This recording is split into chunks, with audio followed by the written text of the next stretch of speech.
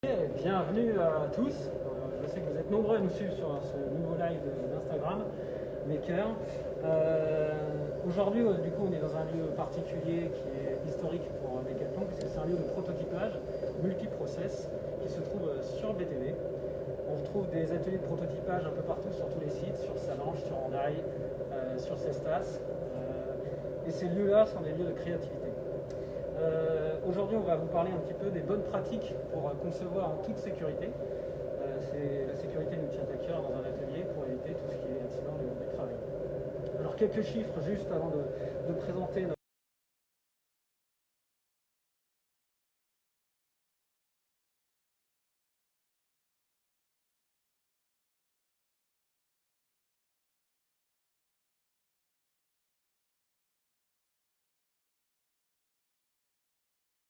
système de sécurité qui nous vient.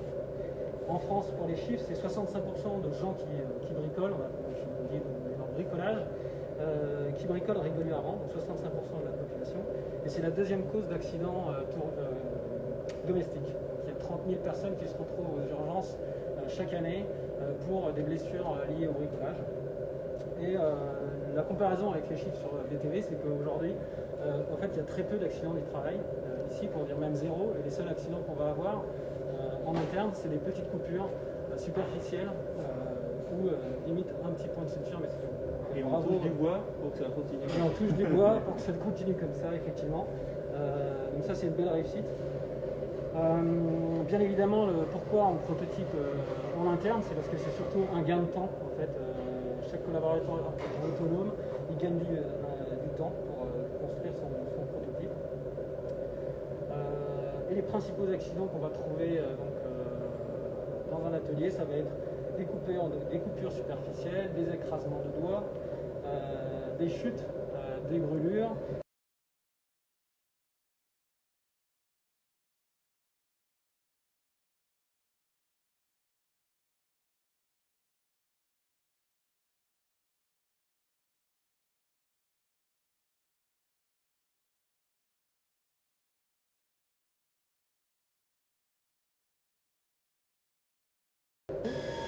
Ici présent, et on a eu quelques questions à lui poser.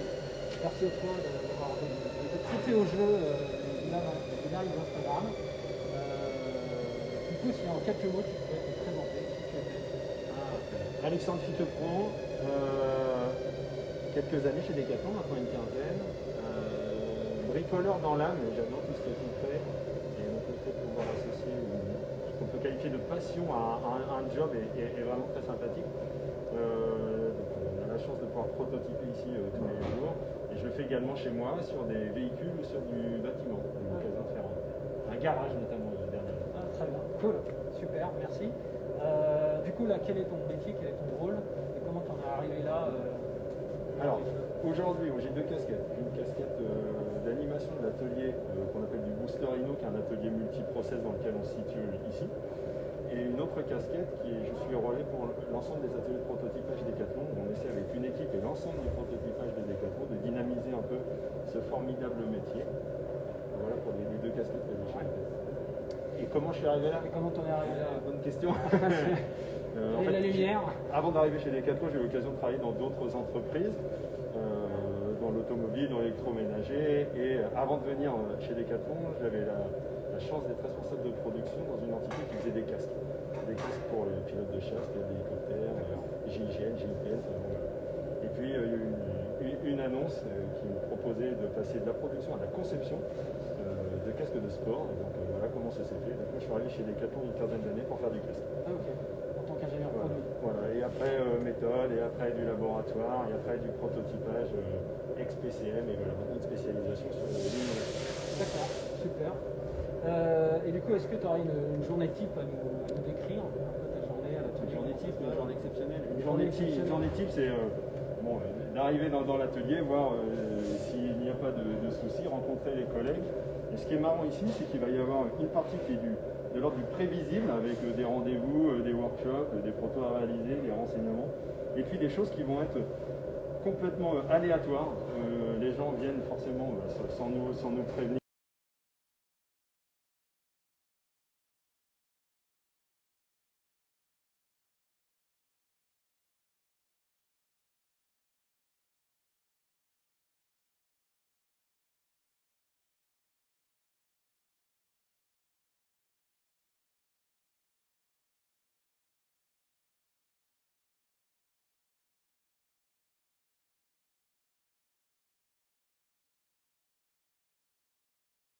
Produits qui sont passés dans l'atelier et qui sont des succès commerciaux. Donc ça, c'est vraiment sympa, c'est vraiment gratifiant. Et l'autre fierté, je suis obligé un peu d'en parler parce qu'on a la chance de travailler avec des gens qui sont super compétents ici. Peut-être qu'on les verra, ils passeront peut-être derrière entre Maxime et Guillaume, mais qui sont des gens qu'on peut solliciter, on va toujours avoir des réponses, on a de l'or entre les mains.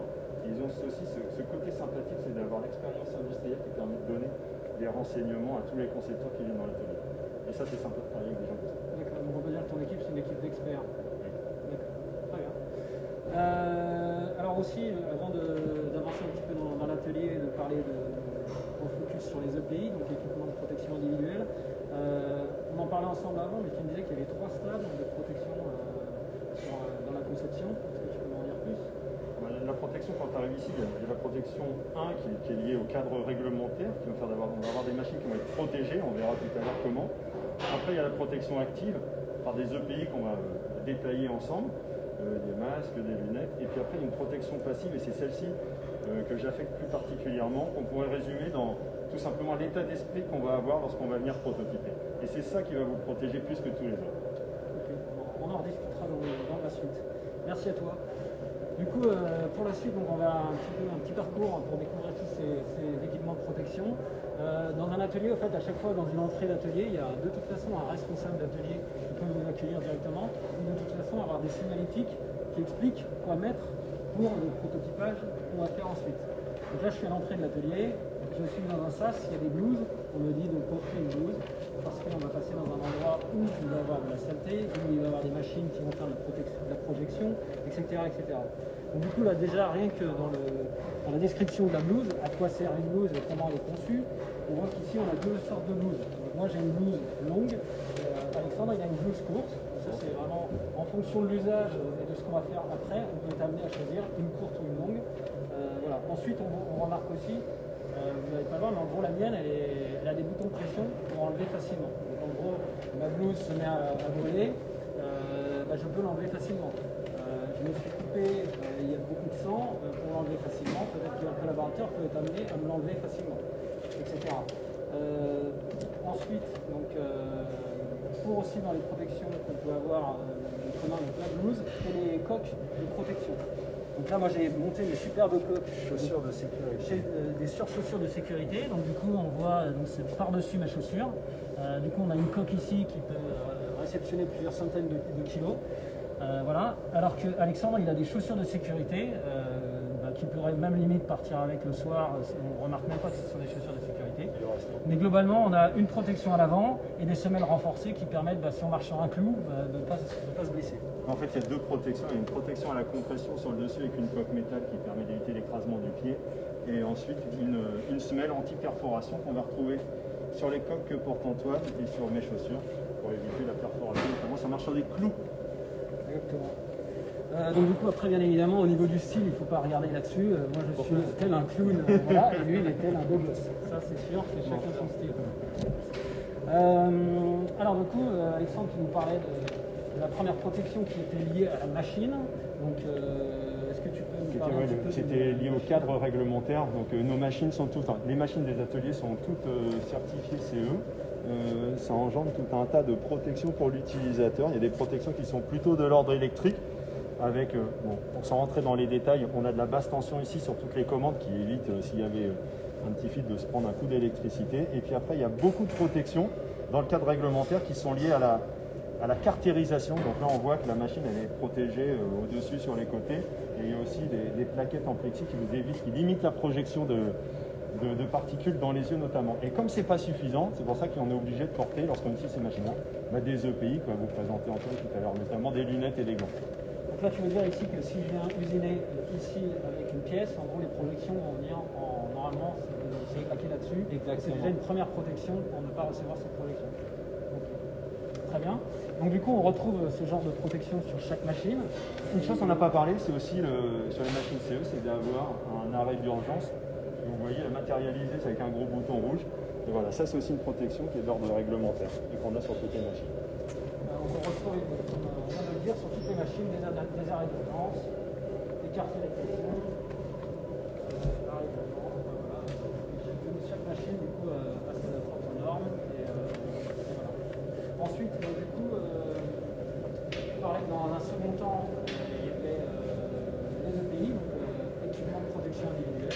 voir les protections machines. Maintenant, il y a les équipements de protection individuelle qui sont un peu liés au fait à chaque utilisation. En fait, on va retrouver différentes typologies de produits pour différentes prototypages.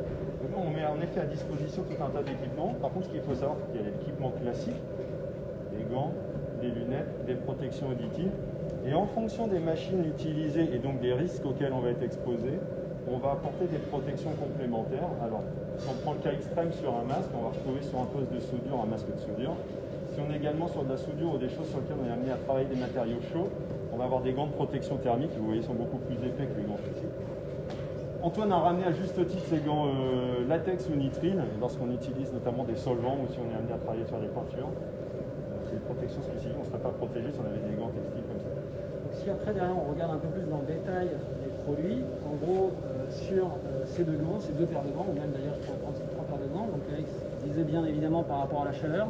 On remarque, on n'a pas tout sorti parce qu'il en existe encore d'autres. Ici, on est sur un tout cuir, donc on a déjà une protection légère, un peu chaleur, déjà, protection au meulage, on va pouvoir se le réceptionner. Ici, par exemple, on voit la différence, c'est qu'on a un intérieur cuir et ici un extérieur tissu. Donc là, ici, on va chercher un peu plus de confort à l'usage. Donc là, en gros, ça va fitter avec les doigts. Mais par contre, on a déjà une protection cuir qui est devant. Donc la protection cuir, ça va apporter pour tout ce qui est coupure, tout ce qui va être un peu échauffement. Donc échauffement lié à un ponçage. Par contre, si on est sur un échauffement type soudure ou des forts échauffements sur d'autres machines, là, on a carrément des gants qui sont un peu comme les maniques de cuisine, en gros renforcés, et on peut prendre X centaines de degrés sans aucun souci. Donc si vous avez un doute, vous pouvez demander aux personnes des ateliers, ils vont pouvoir vous guider. Et là, si on rentre un peu plus dans le détail, quelquefois c'est une affaire de feeling. Si vous avez besoin de dextérité, vous allez peut-être prendre ça. Par contre, si vous êtes amené à meuler, on va plutôt vous conseiller de prendre ceci, parce que de temps en temps, les fibres métalliques peuvent passer à travers la surface supérieure du textile. Donc privilégions ça lorsqu'on meule. Voilà, et après, moi, je vais vous partager du coup une petite anecdote qui est liée à l'atelier packaging. Ça fait assez souvent rire en fait quand on dit qu'il faut porter des gants quand on manipule du carton. Il est vrai que quand on manipule du carton, en fait, il y a les tranches qui sont coupantes, comme du papier. Quand on a été petit, on sait souvent, c'est possible qu'on s'est déjà coupé. C'est des petites coupures superficielles, mais qui pour finir peuvent durer 10 jours et agacer la personne, parce qu'effectivement, il n'y a pas eu de sang, mais par contre, oui, c'est problématique. Donc du coup, à l'atelier PAC, on fournit ce genre de gants.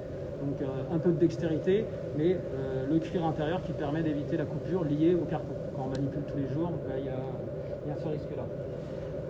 Alexandre en parlait tout à l'heure, mais en fonction des gants, si tu veux détailler, mais globalement, les pièces qu'on a usinées avec une découpeuse, on peut remarquer ici, il y a des échardes métalliques, c'est pas du tout propre. En fait, il y a des bavures. Ces bavures-là, on va les enlever au ponçage ensuite.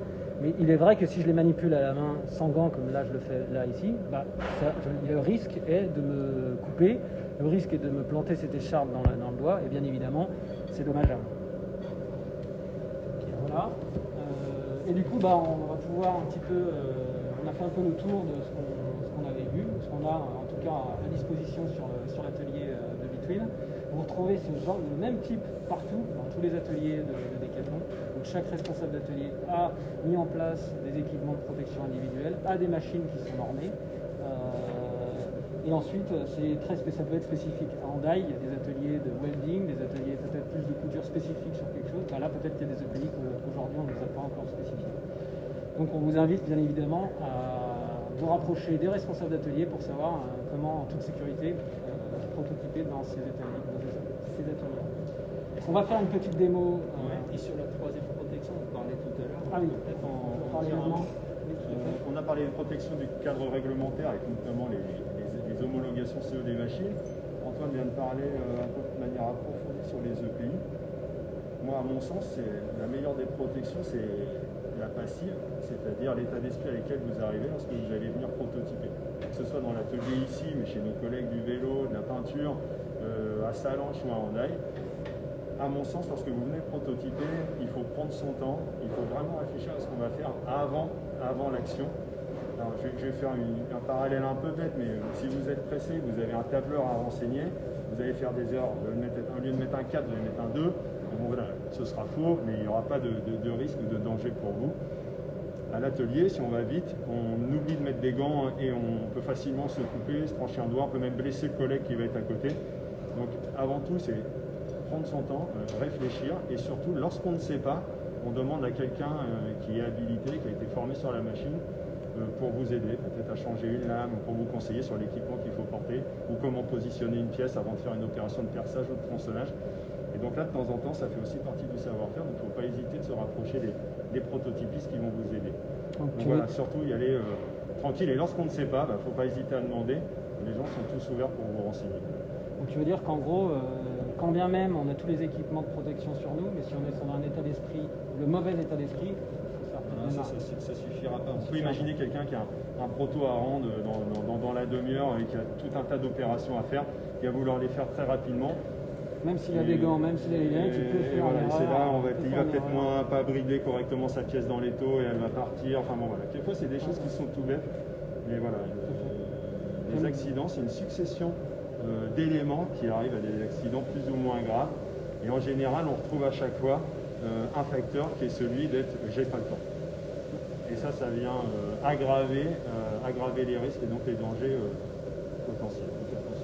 Ouais, et c'est vrai que du coup chez Decathlon on a énormément tout le monde est autonome, peut devenir autonome sur le prototypage et donc chaque personne a sa les accompagner sur la mise en place des EPI, mais aussi évidemment sur ce que disait Alexandre, l'état d'esprit. Merci pour ce partage et donc d'ailleurs je rebondissais par rapport à ce que tu disais à un moment donné, c'est on pourrait rajouter une quatrième protection, c'est la formation. Bien évidemment, dans un atelier avec du prototypage à disposition, il faut bien évidemment être formé. On peut être formé à comment taper au marteau, on peut être formé à utiliser une machine laser, on peut être formé à du meulage. En tout cas, la formation c'est un numéro 1, c'est un incontournable et qui va évidemment, on va apprendre à la sécurité, on va apprendre quel pays utiliser, etc., les bons gestes. Donc la formation, on pourrait dire que c'est un des éléments qui permet d'améliorer la sécurité pour le prototypage. Voilà, on arrive à la fin sur cette présentation. On va faire une petite démo de meulage pour un peu se rendre compte justement, pour ceux qui connaissent un peu moins cet univers-là, du bruit, des projections possibles et de pays spécifiques liés au meulage.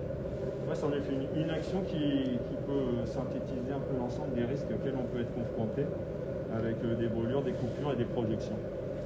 Let's go.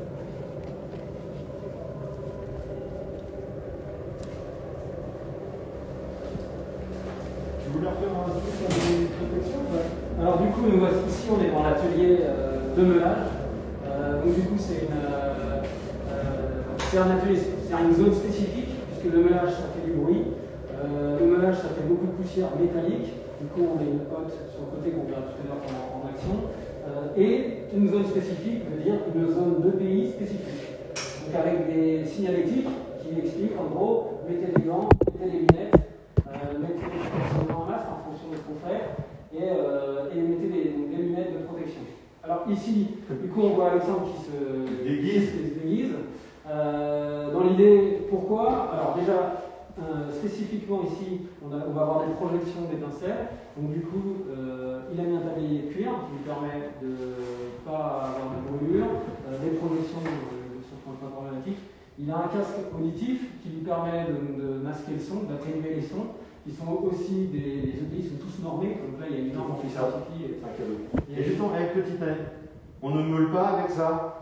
On ne meule pas avec des lunettes de protection comme ça. Pourquoi? C'est un peu l'équivalent des lunettes que j'ai, parce que les projections peuvent passer sous les verres.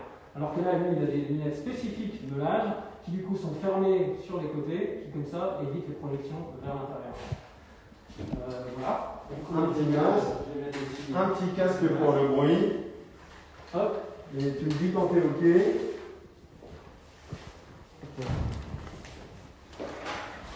Donc là, je t'entends plus.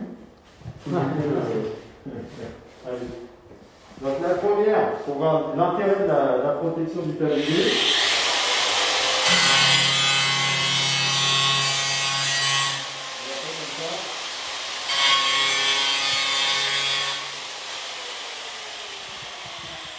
Voilà, ça fait des projections, ça fait du bruit, on peut avoir dans les yeux.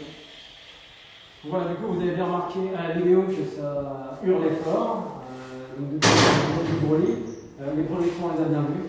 Voilà, du coup, ce live se termine sur cette petite démonstration. Je tenais particulièrement à remercier Alexandre d'avoir joué le jeu plus que bien. Et puis merci à la caméraman Océane qui est derrière nous. Merci à vous d'avoir écouté sur ce live. N'hésitez pas à regarder sur le replay. N'hésitez pas à poser des questions à toute l'équipe ensuite. Maintenant vous savez où nous trouver. Merci à vous et bonne fin de journée. Bye bye.